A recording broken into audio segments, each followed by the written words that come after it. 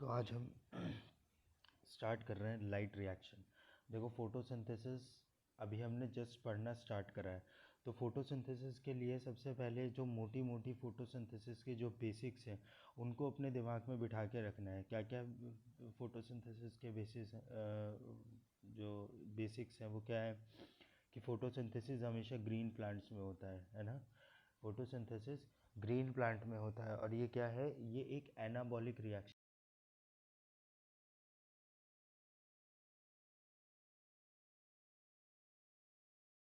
Products बनते हैं उनको एनाबॉलिक रिएक्शंस बोलते हैं। और जिनके अंदर प्रोडक्ट्स टूटते हैं, जैसे हमारा ग्लूकोज है वो बड़ा मॉलिक्यूल है, ग्लूकोज को हमने खाया, वो अंदर गया, वो टूट गया, एंजाइम्स ने उसे तोड़ दिया, तो that process that reaction is called catabolic reaction.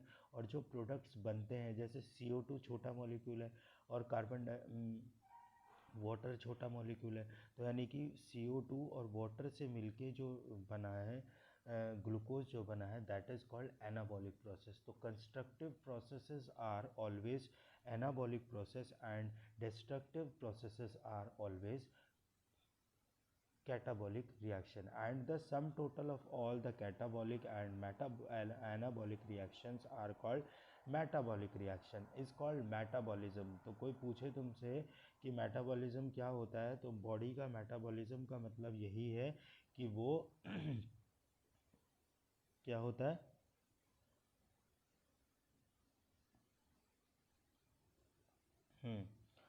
तो मेटाबॉलिज्म का मतलब भी यही होता है कि the sum total of all the catabolic and anabolic reaction is called metabolic reaction. This is the metabolism of our body.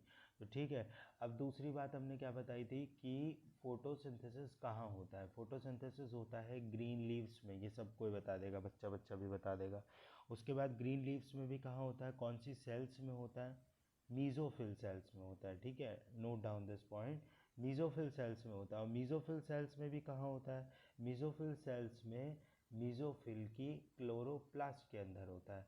Chloroplast के अंदर कहाँ होता है, क्लोरोप्लास्ट के थाइलाकॉइड्स के अंदर क्लोरोफिल पिगमेंट होता है, उसकी हेल्प से होता है। तो ये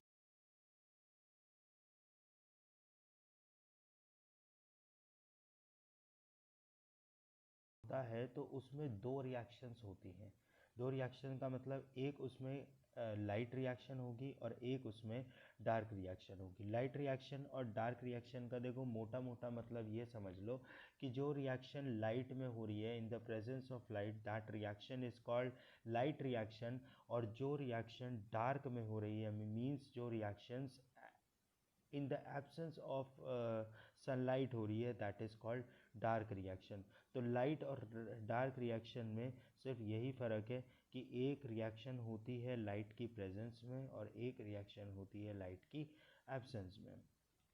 ठीक है, तो अब हम स्टार्ट कर रहे हैं light reaction, starting with the very first topic light reaction, process which takes place in the presence of light only. Underline this point. The process which takes place in the presence of light only is called light reaction। देखो presence of light, ठीक, light reaction और the photochemical, इसको भी underline करो, photochemical, इसको दूसरा नाम क्या देते हैं, फोटोकेमिकल।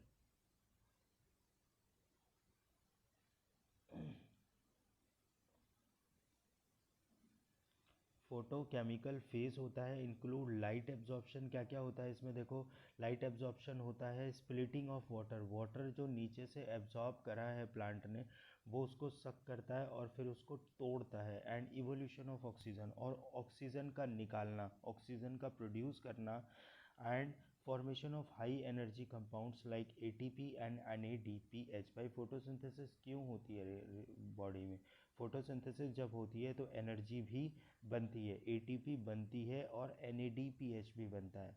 ठीक है, तो इसके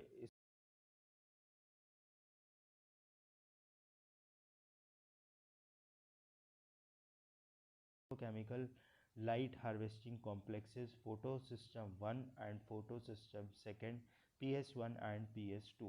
PS1 और PS2 फोटो सिस्टम्स होते हैं जो अलग अलग, जैसे सेल है, अभी तुम्हें दिखाऊंगा मैं वीडियो में, फोटो लाइट रिएक्शन होता कैसे एक्चुअल में, वो तो मैं दिखा दूंगा। फोटो सिस्टम किस तरह से लगे हुए होते हैं वो भी तुम्हें दिखा देंगे अभी, ठीक है। Photo system, light harvesting complex LHC, light harvesting. Harvest का मतलब क्या होता है? हार्वेस्ट का मतलब, हार्वेस्ट का मतलब पता है किसी को? हार्वेस्ट का मतलब है कि जब हम कोई जैसे गेहूं काट रहे हो तो गेहूं काटना इज हार्वेस्टिंग, ठीक है। तो द लाइट हार्वेस्टिंग कॉम्प्लेक्स, जो कॉम्प्लेक्सेस, जो मॉलिक्यूल्स लाइट को रिसीव करेंगे, that molecules, that complexes are called light harvesting complex. समझ गए लाइट हार्वेस्टिंग का मतलब? जो मॉलिक्यूल्स, जो कॉम्प्लेक्सेस अपने ऊपर लाइट को लेते हैं, that complexes, that molecules are called light harvesting molecules. तो लाइट हार्वेस्टिंग कॉम्प्लेक्सेस क्या हैं? The light harvesting complexes are made up of 100 of pigment molecules bound to the protein in with in the photosystem 1 and photosystem 2। तो this is the light reaction.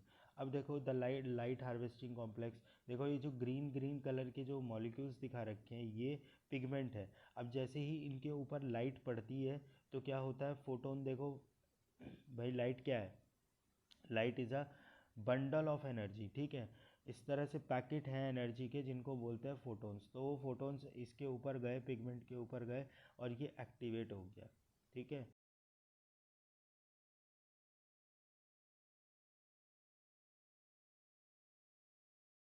Light harvesting system, जितने भी photo system होते हैं, जैसे दो photo system बताएं अभी, एक photo system 1 and the photo system 2।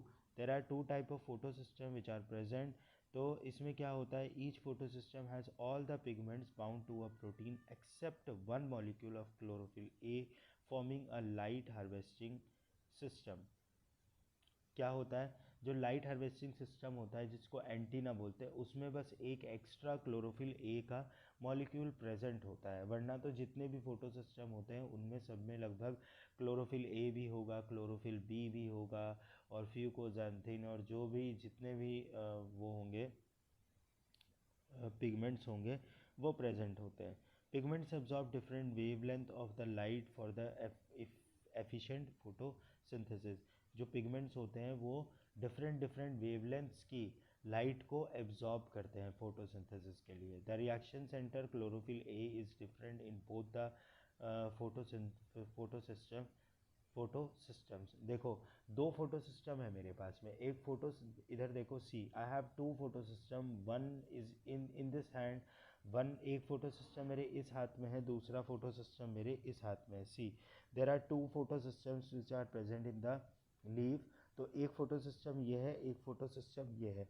तो इन दोनों फोटो सिस्टम्स में, फोटो सिस्टम एक्चुअल में बना किसने रखा है?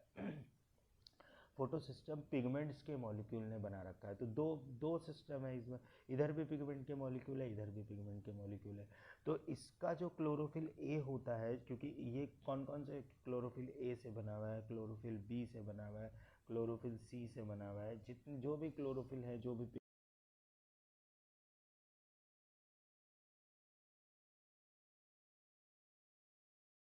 क्लोरोफिल ए फोटो सिस्टम 1 का होता है, वो क्लोरोफिल बी फोटो सिस्टम 2 का डिफरेंट होता है। देखो इसमें लिखा हुआ है photo system first chlorophyll A has an absorption peak at 700 nanometer. जो क्लोरोफिल ए होता है वो 700 नैनोमीटर की वेवलेंथ को एब्जॉर्ब करता है, और जो फोटो सिस्टम 2 का क्लोरोफिल ए होता है वो 680 नैनोमीटर पे वो एब्जॉर्ब करता है, ठीक है। Process of photosynthesis, it includes two phases, photochemical phase and photosynthetic phase।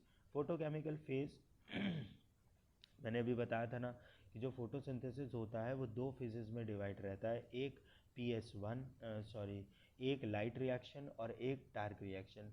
Light reaction को हम फोटोकेमिकल रिएक्शन भी बोलते हैं, फोटोकेमिकल फेज भी बोलते हैं, क्योंकि बिकॉज लाइट इज इन्वॉल्विंग, है ना, because both light and chemicals are involving, that's why we are calling it as photochemical phase। second is dark reaction. Dark reaction को हम बायोसिंथेटिक फेज भी बोलते हैं। अब देखो इन दोनों के दोनों फेजेस में होता क्या है। फोटोकेमिकल फेज में क्या होता है, this phase includes light absorption, splitting of water, oxygen release and formation of ATP and NADPH। ये चीज़ें होती है सब। क्या क्या होता है फोटो फोटोकेमिकल फेज में, क्या क्या होता है, लाइट का एब्जॉर्प्शन होगा, स्प्लिटिंग ऑफ वाटर का टूटना, ऑक्सीजन रिलीज, ऑक्सीजन का बाहर आना, फोटोसिंथेसिस में ऑक्सीजन बनती है ना, बाहर आती है, and formation of ATP NADPH। ठीक है। Second reaction is biosynthetic phase. Biosynthetic phase में क्या होता है, देखो बायोसिंथेटिक फेज को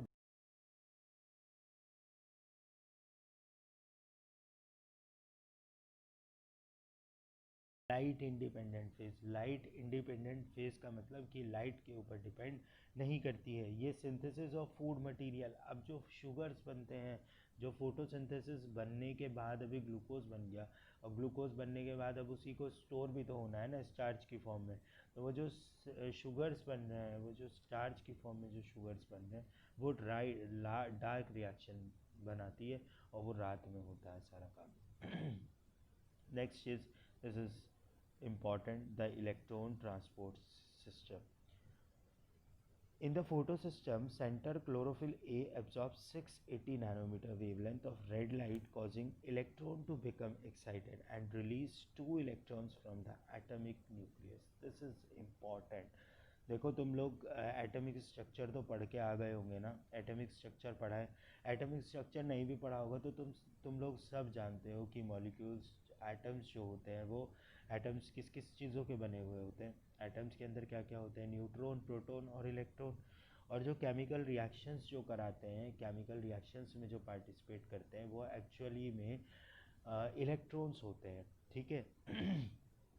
इलेक्ट्रॉन्स होते हैं। तो अब जितने भी अब देखो, इलेक्ट्रॉन, न्यूट्रॉन, प्रोटॉन से मिलके क्या बना, एटम बना। एटम, बहुत सारे एटम मिला के क्या बनाते हैं, मॉलिक्यूल्स बनाते हैं। मॉलिक्यूल्स बहुत सारे मिलके क्या बनाते हैं, एक कंपाउंड बनाते हैं ना।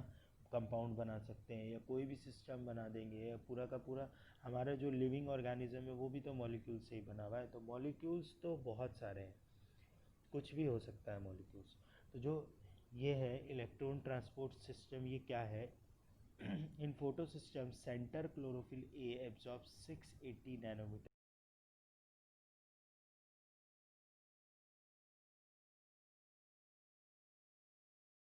न्यूक्लियस।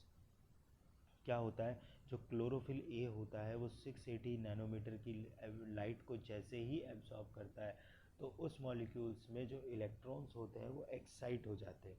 ठीक है। एक्साइट होने के बाद जैसे ही वो एक्साइट होंगे, अपनी एक्साइटेड स्टेट पे पहुंचेंगे, तो वहाँ से दो इलेक्ट्रॉन्स रिलीज हो जाते हैं, बाहर निकल जाते हैं। अब क्या होता है, these electrons are accepted by the primary donor acceptor. तो ये जैसे ही रिलीज़ होते हैं दो इलेक्ट्रॉन, इनको एक प्राइमरी डोनर जो ऑलरेडी प्रेजेंट है वहाँ पे, ठीक है, वहाँ पे जो प्रेजेंट है ऑलरेडी इलेक्ट्रॉन एक्सेप्टर, जो मॉलिक्यूल्स है प्राइमरी इलेक्ट्रॉन एक्सेप्टर, उसको बोलते हैं ferredoxin. This is also one type of pigment which accept the excited electron. तो ये क्वेश्चन पूछा जाता है, अंडरलाइन दिस पॉइंट, कि which is the primary electron transport in electron transport system. तो प्राइमरी ETC, ETS में सबसे पहला जो प्राइमरी एक्सेप्टर होता है इलेक्ट्रॉन्स का, वो फेरोडॉक्सिन होता है। फिर the electron from the ferredoxin pass to the electron transport system constituting cytochromes. Cytochromes क्या होते हैं, साइटोक्रोम्स वो होते हैं जो प्लांट को कलर प्रोवाइड करते हैं। समझे। Cytochromes are those which provide colour to the plant. जैसे ग्रीन कलर का प्लांट है या कोई भी कलर का प्लांट है, तो वो जो कलर्स प्रोवाइड कर रहे हैं वो कौन कर रहा है, साइटोक्रोम करते हैं। ठीक है। The electron moved in downhill in the term of redox. देखो दो तरह के मूवमेंट होते हैं इलेक्ट्रॉन्स के, ये बात ध्यान रखना। There are two type of electron movements. जैसे इलेक्ट्रॉन मूव्स करते हैं, एक तो अप से नीचे की तरफ, एक तो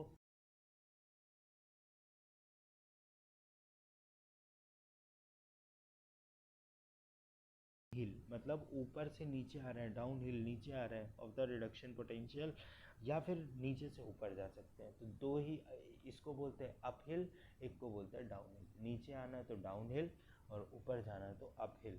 तो these type of movements are present in the electron transport system.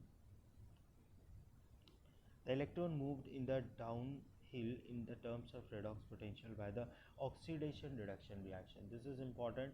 Oxidation reduction reaction होती है ETC में. अगर पूछ ले कि कौन सी रिएक्शन होती है, ऑक्सीडेशन होता है, रिडक्शन होता है, तो तुम रेडॉक्स रिएक्शन बोलोगे. मतलब ऑक्सीडेशन भी हो रहा है उसमें और रिडक्शन भी हो रहा है. Finally the electron reach the photo system one. अब जो इलेक्ट्रॉन है वो कहाँ पहुँच रहे हैं? फोटो सिस्टम वन में. अभी इसका पूरा एनिमेशन देखो, ये जो डायग्राम है इस तरह से देखो इसको.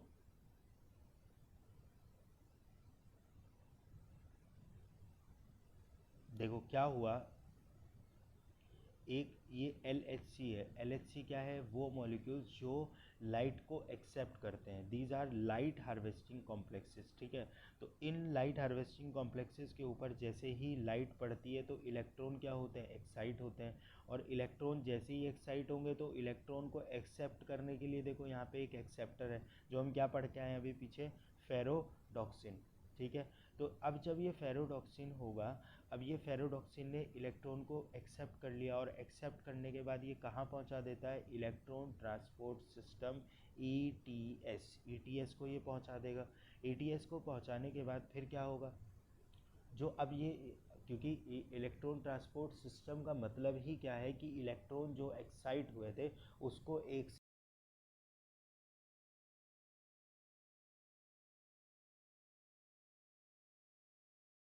सिस्टम वन है उसके भी LHC होंगे. ठीक है. तो जो उसका LHC होगा वो अब इस इलेक्ट्रॉन को एक्सेप्ट कर लेगा और एक्सेप्ट करने के बाद अब फोटो सिस्टम वन में चला जाएगा और फोटो सिस्टम वन में जाने के बाद NADPH बना देगा. The electrons are not used up by these pass through the electron transport chain but are passed on to the pigment of the photosystem first. देखो फोटो सिस्टम वन में, photo system to में electron excite हुए थे और वो पहुंच कहाँ रहे हैं? फोटो सिस्टम वन में. वो they are not using, they are not getting used, they are not getting used. वो यूज नहीं हो रहे हैं. वो क्या कर रहे हैं? वो पास हो रहे हैं फोटो सिस्टम टू से फोटो सिस्टम वन में. Now electron in the reaction centre of PS1 are also excited when they receive light, red light of wavelength 700 nanometer and are transferred to another accept molecule that has a greater reduction potential. Electron hole created in the PS1 is filled up by the electron from the PS2.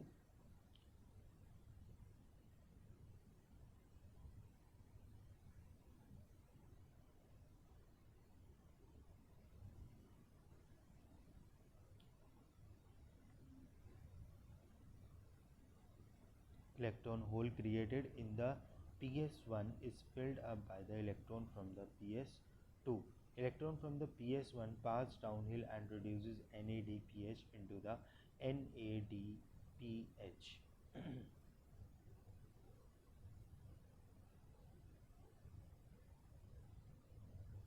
उसके बाद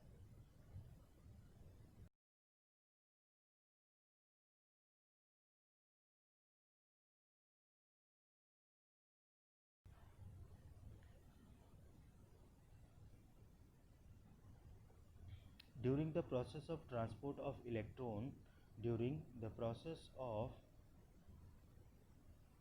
जो क्या लिखा हुआ है, during the process of transport of electron, transfer of electron takes place starting from the PS second. तो underline this point कि कहाँ से ट्रांसफ़र होता है start? PS1. There are two type of systems, there are two systems, PS1 and PS2. मैंने बताया ना photo system, there are two photo systems are present, PS1 and PS2. लेकिन जो इलेक्ट्रॉन का ट्रांसपोर्ट स्टार्ट होता है वो PS1 से नहीं स्टार्ट होता है, PS2 से स्टार्ट होता है. और फिर जो वो इलेक्ट्रॉन एक्साइट होते हैं वो कहाँ पहुँचते हैं? PS1 में पहुँचते हैं. Up hill to the acceptor, down the electron transport chain to the PS1. Excitation of electrons transfer to the another acceptor. जब इलेक्ट्रॉन एक्साइट हो जाते हैं तो उसको फिर दूसरे एक्सेप्टर तक ट्रांसफ़र किया जाता है. And finally down hill to the NADPH. causing it to be reduced to NADPH plus H ion called Z scheme due to its characteristic shape। देखो Z scheme को मैं समझा दूँ क्या होता है। देखो यहाँ पे देखो, यहाँ देखना, इसके अंदर डायग्राम में देखो, जो पहले वाला LHC है, ये वाला LHC पहले वाला, नीचे वाला देखो LHC नंबर 1, ये नंबर 1 है, ठीक है। यहाँ तो यहाँ पे गया, यहाँ पे लाइट पड़ी, देखो ये लाइट पड़ रही है यहाँ पे, इस तरह से ये लाइट पड़ी, और लाइट पड़ने के बाद जो इसके इलेक्ट्रॉन्स है, जो इसके अंदर इलेक्ट्रॉन्स है वो एक्साइट होंगे। ये इलेक्ट्रॉन्स है, suppose I am making the electrons like this,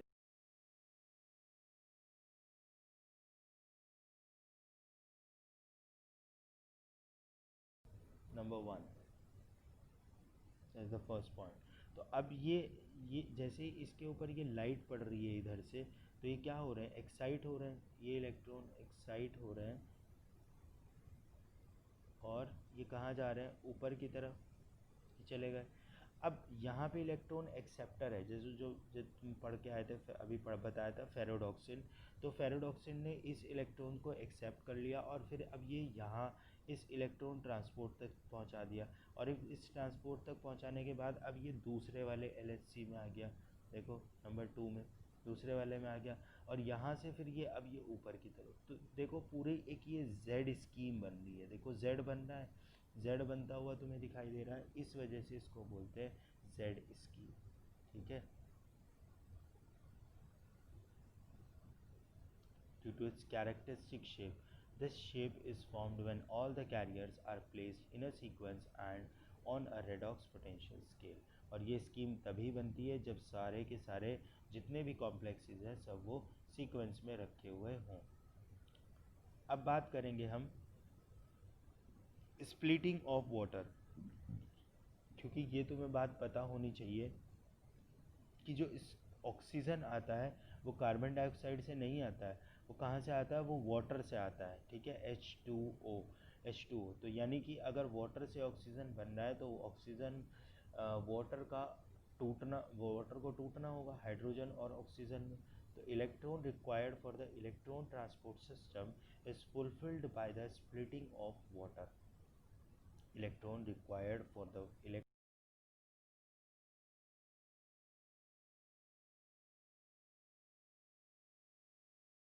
is associated with the photosystem 2. Photosystem 2 lose electron continuously filled up by the electron released due to the photolysis of water। देखो क्या हो रहा था कि यहाँ पे लगातार देखो जो LHC है, LHC1 के ऊपर थोड़ा ध्यान देना, LHC1 में यहाँ नीचे वाले की तरफ LHC1 में जैसे ही लाइट पड़ रही है तो इलेक्ट्रॉन जो है वो एक्साइट हो रहे हैं, और एक्साइट होने के बाद वो निकल जा रहे हैं यहाँ से। तो अब LHC के ऊपर इलेक्ट्रॉन्स की कमी होने लग जाएगी, कि इलेक्ट्रॉन्स की कमी इस वाले LHC के ऊपर होने लग जाएगी।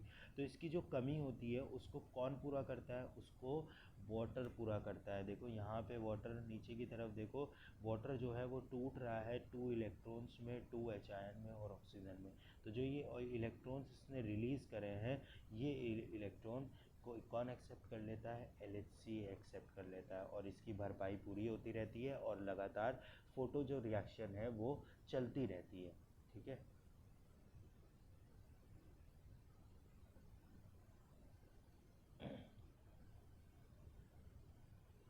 स्प्लिटिंग ऑफ वाटर हो गया।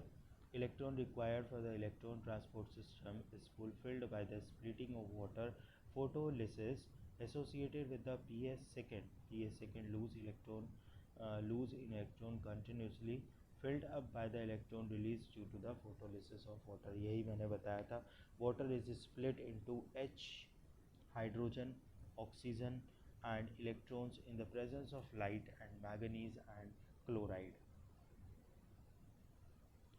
मैग्नीज और क्लोराइड ये दो आयन से, इनको इम्पोर्टेंट नाम याद रखना बस, मैग्नीज और क्लोराइड, जो इलेक्ट्रॉन जिनकी द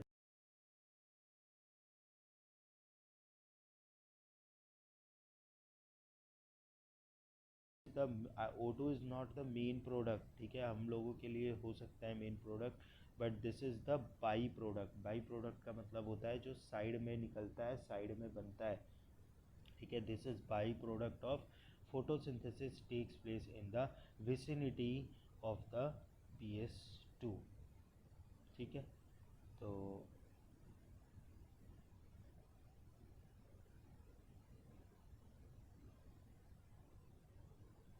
इनका जितना मतलब वीडियो के साथ साथ ही जितने भी तुम्हारे नोट्स हैं वो पूरे करते रहो, क्योंकि अब तो नोट्स भी मैंने इसके वैसे भी डाल दिए हैं। और अगर वीडियो से पढ़ना चाहो, मतलब जिस टाइम पे एक एक टाइम तुम यहाँ पे पढ़ रहे हो, एक टाइम जब तुम दोबारा इसका जाके रिवीजन करोगे, तो जिस टाइम पे कॉपी पे लिखते हो, जैसे जैसे जैसे मैं पढ़ा रहा हूँ ऐसे वीडियो को स्टॉप करते रहो और लिखते जाओ कॉपी में। जो इम्पोर्टेंट है, जो मैं इम्पोर्टेंट बोलता हूँ क्लास में कि ये इम्पोर्टेंट है, ये इम्पोर्टेंट है, तो उसके ऊपर स्टार करके उसको मार्क कर लिया करो।